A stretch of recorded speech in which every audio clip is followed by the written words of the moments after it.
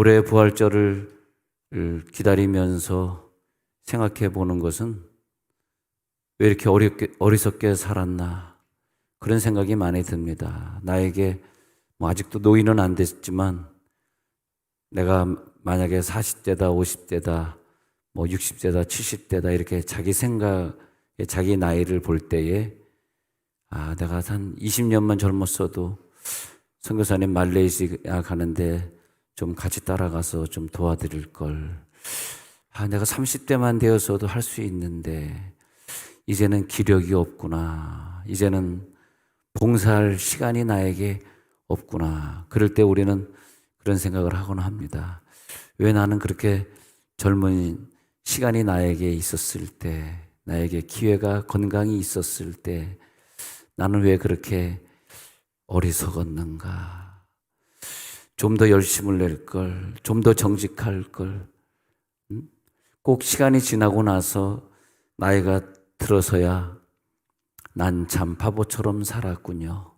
난 참 바보처럼 살았군요. 예.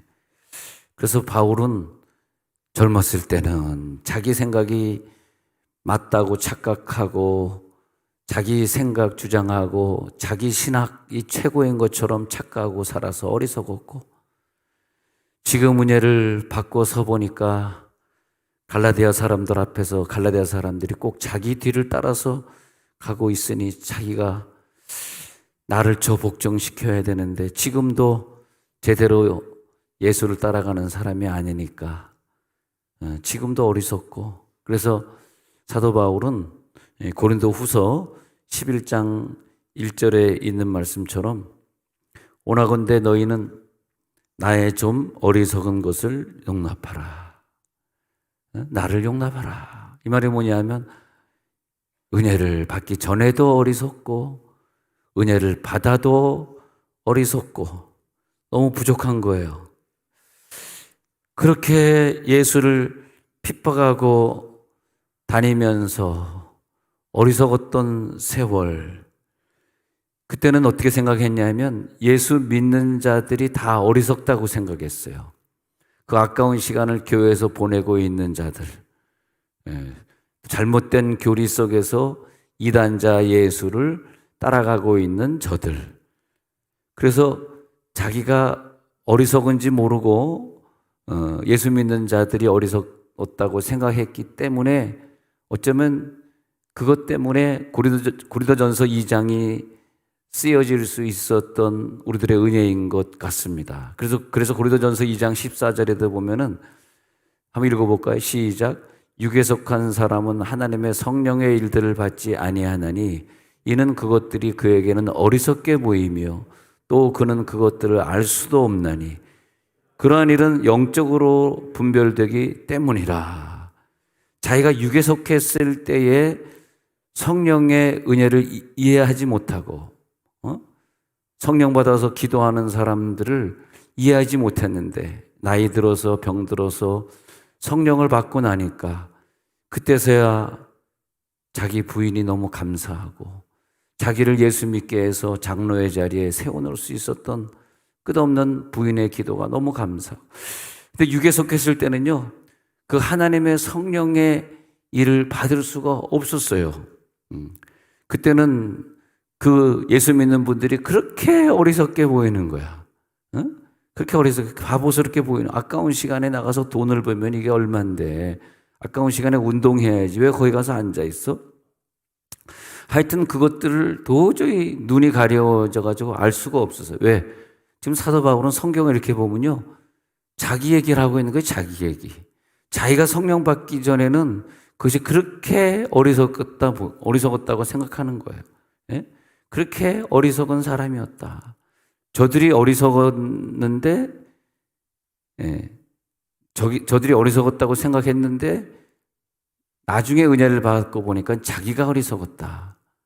육의 사람의 눈은 어두워가지고 그것을 이해할 수 없었다. 그렇게 말하고 있는 것입니다. 그 성령의 일들을 받을 수가 없다. 이 고린도전서 2장 14절에 성령의 일들을 받지도 못했다라는 이 구절을 생각하면 물론 나중에 깨닫게 되겠지만, 아직까지 성령을 체험하지 못한 사람은 그것이 어리석게 보이겠지만, 근데 이것은 영적으로만 분별되기 때문에 늘 그런 것 같아요. 우리가 꼭 50대, 60대 나이가 들어야 깨닫습니까? 아니 20대, 30대 좀 깨달으면 안 됩니까? 좀 더 일찍, 좀 더 일찍 그게 보이면 뭐 이상합니까? 그런데 꼭 그 나이가 돼서야 후회가, 아니 우리가 부모님을 좀 살아계실 때 좀 용돈도 많이 드리고 부모님 속 좀 새기지 말고 말이야, 좀 우리 시부모님 좀 더 효도해드리고 또 장인 장모 더 많이 찾아오고, 그러면 안 됩니까? 꼭 그분들이 돌아가셔야 눈물 흘리고 땅을 치면서 그 부모님 방에 들어가 보면 부모님이 아직도 누워 계신 것 같고, 거기서 나에게 무슨 말씀을 하시는 것 같고, 생전 살아 계실 때는 눈물 안 흘리다가 꼭 돌아가신 다음에 그렇게 눈물을 흘려야 되겠냐 이거야. 그럴 때 생각하며 해보면 말이에요. 내가 참 어리석었다. 참 어리석었다. 왜 나만 생각하고 우리 부부만 생각하고 그저 우리 아이들 어디 다칠까봐, 어디 공부 못할까봐 그것만 생각하고 살았을까. 아니 그 좀 돌아가시기 전에 좀 한 걸음 일찍 생각하면 좀 뭐 안 됩니까? 얼마나 우리가 어리석습니까? 고린도전서 1장 18절에 가서 보면요, 십자가의 도라는 것이 그런 것 같습니다. 읽어볼까요? 시작. 십자가의 도가 멸망하는 자들에게는 미련한 것이요 구원을 받는 우리에게는 하나님의 능력이라. 십자가의 도가 멸망하는 자들에게는 참 미련한 것이에요. 그러니까 어리석은 자들이 볼 때는 아니 왜 십자가에 못 박혀서 그렇게 처참하게 죽는, 십자가에 못 박히신 것이 너희 눈앞에 밝히 보이거늘 누가 너희를 꾀더냐. 십자가에 못 박힌 것이 얼마나 중요한데, 그것을 바라볼 때 그것이 별거 아닌 것처럼, 그 십자가에 못 박힘의 그 피 흘림으로 말미암아 내가 죽어지. 그러니까 나에게 못을 받고 피를 흘리게 한 로마 병정이 있는가 하면 흘려가지고는 되는 게 아니거든요. 그것을 뿌려야 되거든요. 뿌리는 또 로마 병정은 핏뿌림을 하기 위해서 예수님의 염통을 찔러서, 또 우리가 소나 양을 바칠 때 한 방울이라도 그 동물의 육체 안에 남아있으면 안 되기 때문에 마지막 한 방울까지 짭니다. 짜가지고 피를 다 빼버립니다. 그러니까 한 마리의 소나 양을 번제로 드리기에는 피를 다 짜야 되고 다 각을 떠야 되고, 각을 뜬다는 것은 각 마디마디를 전부 분해해가지고 쫙 펼쳐놓고, 그리고 제사장이 숫자를 세는 거예요. 213개의 뼈가 다 있나, 다. 그렇게 하기 아무리 빨라도 총도 없고 뭐 잘 드는 칼도 없던 시대에는 한 3, 4일 정도씩 걸립니다. 소 한 마리가. 천 마리의 소를 다 작곡을 카운트하려고 그러면 굉장한 시간이 많이 걸립니다. 그렇게, 근데 예수님의 피는 말이에요, 로마 병정이 역할이 다른 것 같아요. 예수님의 피를 흘리게 하는 병정도 있고 예수님의 피를 뿌리게 하는 뿌림까지 완성되잖아요. 난 그래서 로마 병정이 예수님의 옷을, 예수님 홍포를 벗겨가지고 나누는 로마 병정, 또 예수님에게 채찍질하고 피를 흘리게 하는 로마 병정, 그 사람들이 존재하지 않았더라면, 가룟 유다가 예수님을 팔아주지 않았더라면, 베드로가 예수님을 부인하고 도망가지 않았더라면 나 같은 사람이 구원받을 수 있겠는가? 나같이 어리석은 사람이, 늘 어리석게 행동하고 어리석게 말하는 내가 구원받을 수 있었겠는가 생각하는데, 진짜 감사한 건요, 마지막에 예수님의 남은 한 방울의 피를 뽑아주신, 예수님이 옆구리를 찔러주신 그 이름 모르고 로마 병정, 전설에 의하면 그 로마 병정의 그 피가 튀기면서, 그러면서 그 사람이 어떤 병이 있었는데, 이건 전설이니까 성경 없는 얘기니까 좀 위험하지만 그분의 병이 나았다고 합니다. 그리고 또 어떤 전설을 읽어보니까 그분이 나중에 초대교회에서 좋은 일꾼이 되었다고 합니다. 아니 예수님의 피가 튀었는데 그러면 믿음이 안 생겼겠어요? 참 어리석은 인생을 내가 살았는데, 이 십자가 앞에서 말이에요, 십자가 앞에서 그 예수의 피가 느껴져야 되는데, 그게 감사해야 되는데, 그 기독교 신자를 어리석게 생각했던 것은 저 십자가의 도가 저게 뭐냐? 어떻게 저 십자가에서 죽는 저 사람을 믿고 자기 일생을 바치냐? 참 어리석다. 그 남들을 늘 어리석다고 생각한 사람, 우리가 그런 것 같아요. 내가 젊었을 때, 물론 지금도 젊으시지만 이 사람 참 어리석다. 저 사람 참 못됐다. 하는 건요, 우리가 예수님의 그 피의 공로로 물론 구원받은 거지만 나중에 자기의 어리석음을 깨닫는 날이 언젠가 온단 말이야. 아니, 자기 어리석음을 깨닫고 천국 가야지.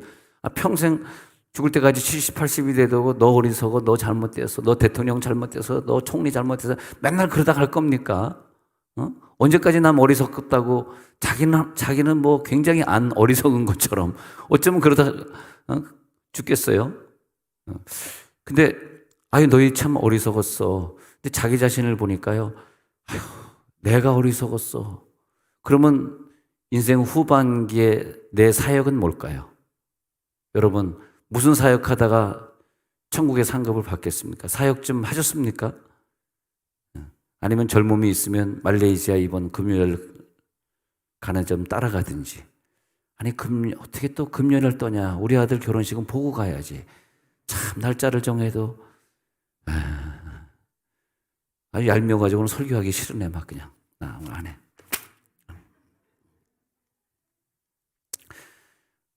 참 그거 보면은 저 선교사님도 어리석은 것 같아요. 참 어리석다. 담임 목사 아들 결혼을 보고 가야지. 근데 바울은 나 지금 참 어리석다. 나 지금 어리석다. 야, 난 예수 믿어도 어리석고 은혜 받아도 어리석은데 내 어리석음을 좀 용납해 주라. 얼마나 내가 어리석냐? 그러면 내 사역은 뭐냐? 내가 옛날에 어리석었다라고 생각하는 사람을 찾아가서 그를 회복시켜주고 사랑해주고 내가 어리석었다고 생각했던 그 교리를 전파하는 거죠. 그래서 바울이 쓰는 성경을 보면 자기가 얼마나 어리석었는지를 깨닫고 난 다음에 그 교리를 쓰는 거예요. 그죠? 네. 그래서 십자가의 도가 너희들에게 어리석게 보이냐? 그러나 그것은 우리들을 구원으로 이끌어주는 참 도다. 예수님의 은혜를 체험해 봐야 갈라디아 교인들이 보이는 거예요. 그래서 갈라디아 교인들이 보이면서 갈라디아 3장 1절에서 갈라디아 교인들이 보였어 이제. 보니까 꼭 자기의 전신이다. 자기의 모습이다. 그리스도께서 십자가에 못 박히신 것이 너희 눈앞에 밝히 보이는데 누가 너희를 속여서 꿰가지고 육체로 구원받는다고 말하느냐. 예수님이 구원해 주신 그 칼빈의 예정론으로 우리가 구원받은 것이지 선택돼서 구원받은 것이지 너희가 예수님을 선택할 수 있는 그런 감각이 있는 사람들이냐. 왜 육체의 노력으로 구원받아야 된다라고 말하는 이단자에게 왜 속느냐. 그러면서 예수님이 십자가에 못 박히면서 너희들의 죄를 다 가져가고 십자가 안에서 너희들의 과거, 현재, 미래 죄까지 싹 가져가신 것이 눈앞에 보였는데 3장 1절이요. 보였는데 누가 너희를 꿰가지고 이렇게 잘못된 교리 속에 이끌어 가느냐. 그러면서 2절에서 내가 너희에게서 다만 이것을 알려 하노니 너희가 성령 받은 것이 너희들이 율법의 행위를 다 지켜서 받았냐? 아니면 그 말씀을 듣고 믿음이 생겨서 온전히 내가 한 것이 아니라 하게 하신, 믿게 하시고 기도하게 하시고 사랑하게 하시고 내가 사랑하면은 도저히 그 사람 사랑이 안 갑니다. 그러나 어차피 내가 사랑한 거 아니고 내가 믿은 거 아니고 내가 기도한 거 아니기 때문에 하나님이 나에게 능력을 주셔서 기도시켰고 사랑하게 하셨고 그랬기 때문에 이 믿음 내 것이 아니기 때문에 그래서 이제는 주님의 믿음으로 믿습니다. 주님의 사랑으로 사랑합니다. 3절에 보니까 너희가 이같이 어리석으냐? 성령으로 시작하였다가 이제는 육체로 마치겠느냐?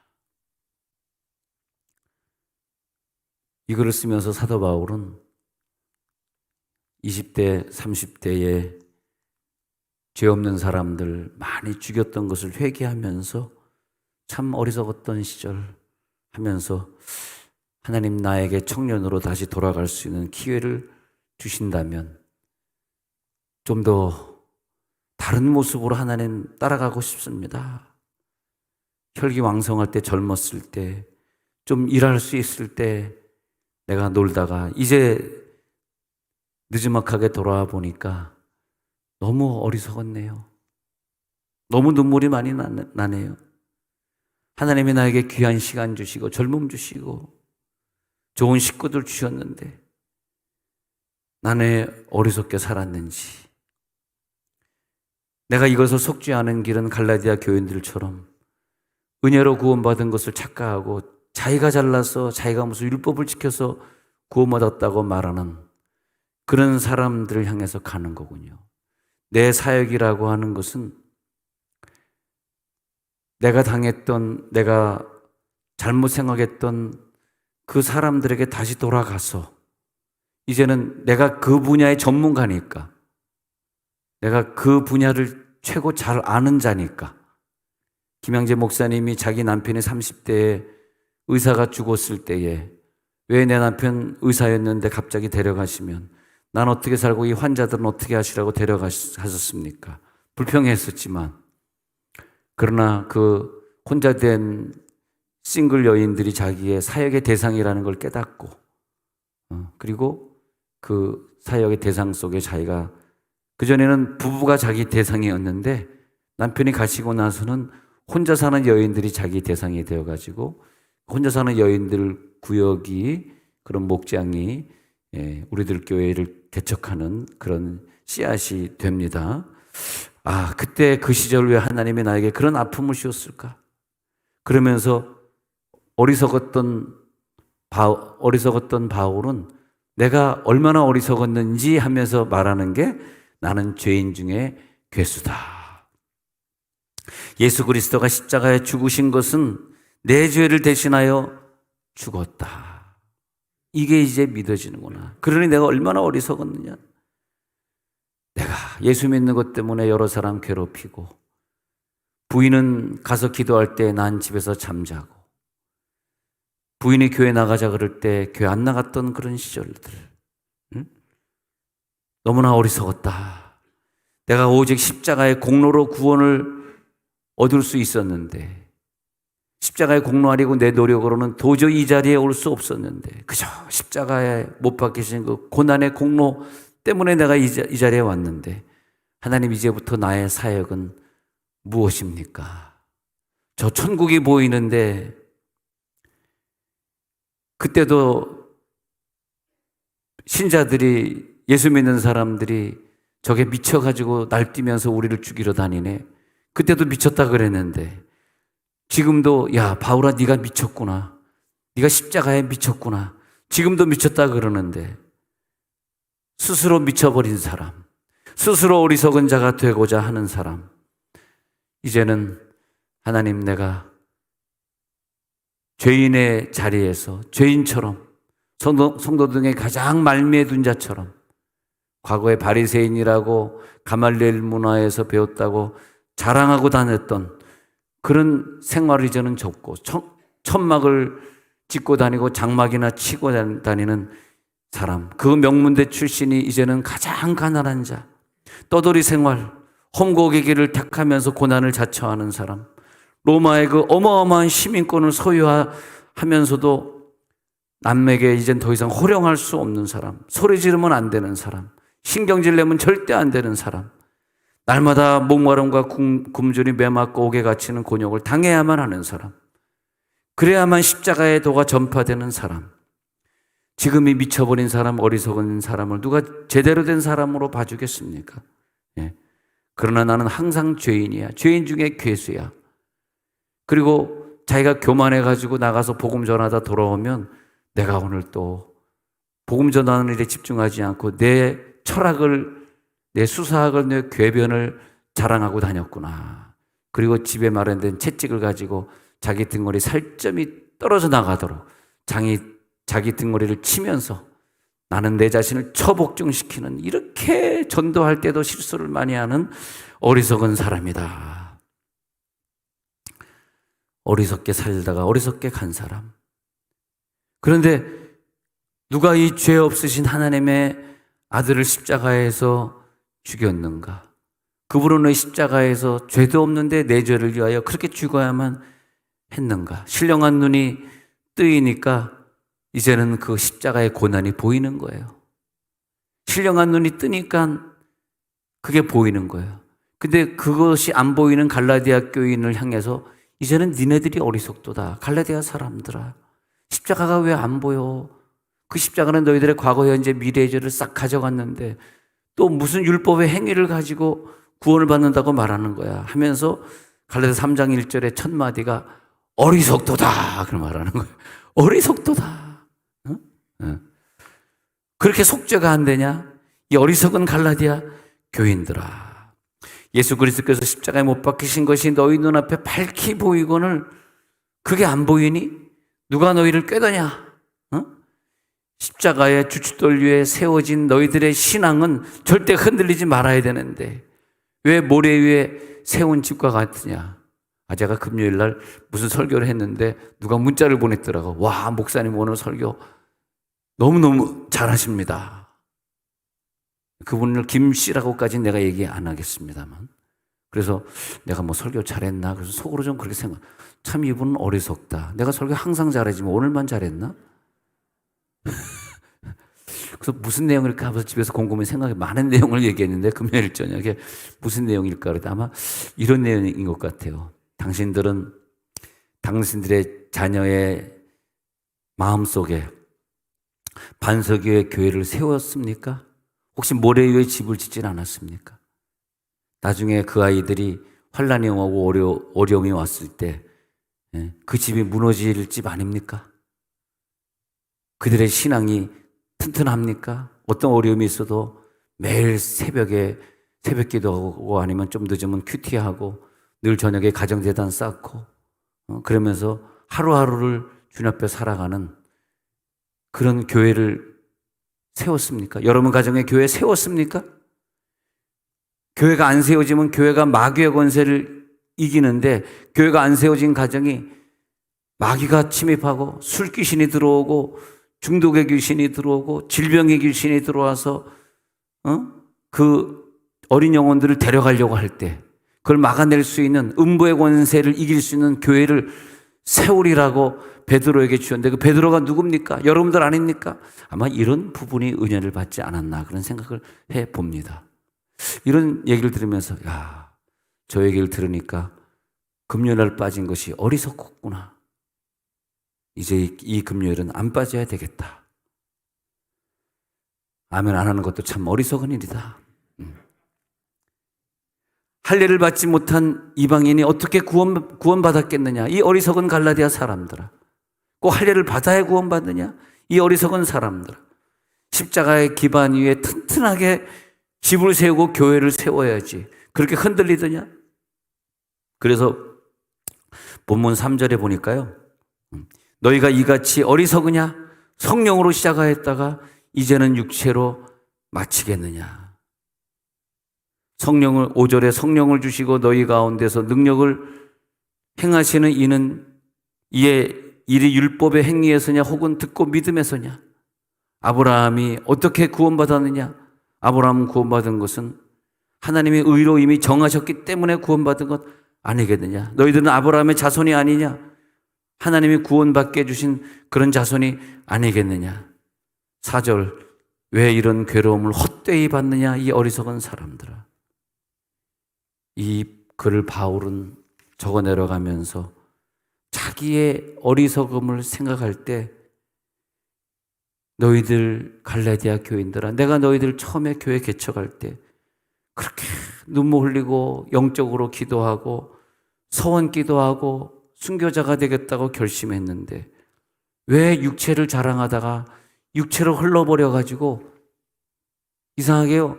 주님이 나를 구원했지. 이 믿음이 들어오면 그렇게 열심히 생기는데 나중에 내 육체로 구원받아서 나는 육체로 열심히 노력을 해야 돼.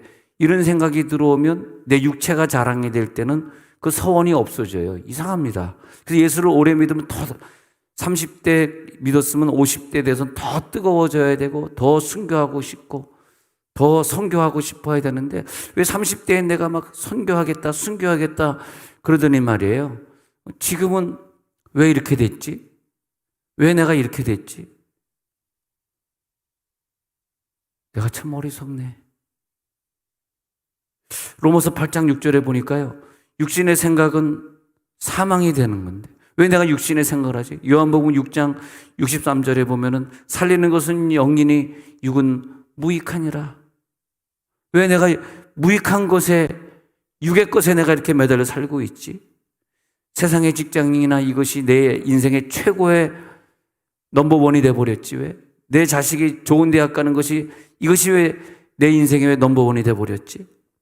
마가복음 4장 18절 19절에 보니까 이생의 자랑과 재리의 유혹과 그 근심과 걱정 때문에 움이 막혀가지고 씨앗이 나질 않아서 열매를 맺을 수가 없게, 왜 내가 결실을 못하는 이 어리석은 사람이 되었지? 성령을 소멸치 말고 성령을 근심시키지 말아야 하는데, 그때 내가 기도할 때, 10년 전에 기도할 때, 하나님, 내가 이번에 이 응답을 주시면, 나를 살려주시면, 이번에 내 자녀가 병이 고쳐지면, 이번에 사업이 잘 되기만 하면 주시기만 한다면 하면서 내가 헌신하겠습니다. 선교사 떠나겠습니다. 내가 이 사명을 가지고 살겠습니다. 그게 다 어디 가버렸지? 왜 내가 지금 뭐 하고 있지? 지금 내 모습은 이게 뭐지? 지금 뭐야? 왜 내가 이렇게 어리석게 살았지? 시험 받을 때 죽을 것 같을 때는 마치 내가 말이지, 베드로 사도처럼, 사도 바울처럼 말이야, 그 길을 걸어가겠다고, 내가 십자가 지겠다고, 그 모든 죄를 내가 다 짊어지겠다고 그렇게 말을 해놓고 그 얘기 한 게 며칠 안 된 것 같은데 왜 자꾸 내 믿음이 식어져 가지? 이게 자꾸 육체를 의지하는 갈라디아 교인이 되어가는 거예요. 그래서 로마서 3장 20절에도 보면 율법의 행위로 그의 앞에 의롭다 하심을 받을 자가 없는데, 왜 율법의 행위를 자꾸 자랑하는지, 율법적인 것 때문에 자꾸 신앙이 흔들리는지 로마서 3장 27절에서는 그런즉 자랑할 때가 어디 있느냐 그랬어요. 무엇을 자랑하느냐? 그것을 자랑할 수가 있느냐? 그러면서 오늘 처절하게 눈물 흘리면서 하나님, 나를 용서하십시오. 은혜를 받았는데 지금 내 모습을 보니까 너무너무 어리석은 모습이 되었습니다. 하나님, 이제 마지막으로 내가 다시 열심을 낼 수 있는 기회가 딱 한 번 남았군요. 이제 내가 여기서 변화되겠습니다. 이제 내가 다시 하나님 앞에 불을 붙이겠습니다. 다시 하나님 앞에 내가 나아가겠습니다. 다시 어리석은 자가 되지 않겠습니다. 마지막에 성령의 은혜를 한 번만 더 주십시오. 나에게 한 번만 더 은혜를 주시면 내가 그 길로 나아가고자 합니다. 다시 내 몸을 처복종시키면서 다시 순종하고자 합니다. 하나님, 율법의 행위로 머무는 자가 아니라 예수님이 내 죄를 다 가져가셨기 때문에 내는 열심, 내가 잘나서가 아니라 주님의 은혜로 내는 그런 열심으로 주님 나라에 가기를 원합니다. 이 모든 것 다 주님 앞에 내려놓습니다. 다 버리겠습니다. 손에 쥐었던 것 아깝지 않게 주님 앞에 다 내려놓겠습니다.